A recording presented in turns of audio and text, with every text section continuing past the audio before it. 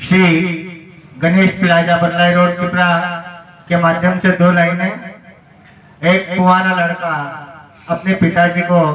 क्या कह रहा है, क्योंकि उसके पिताजी रोज सुबह उठ के टोपी ओपी लगाकर अच्छे कपड़े अच्छे साबुन से नहाकर दूसरों की सगाई करने के लिए जब चल देते हैं और उनका खुद का 25 वर्ष का लड़का लगभग कुंवारा ही इधर उधर घूमता है,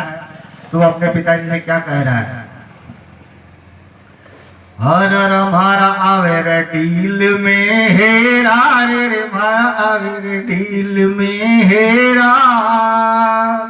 घर का पूत कुंवारा डोले यजमाना के फेरा रे हमारा आवे रे डील में। और क्या शिकायत कर रहा है,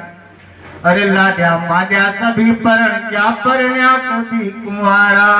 सोन्या मोन्या सभी परण क्या परण्या सभी कुंवारा, मारा कब करवाएगा फेरा रे मारा कब करवाएगा फेरा,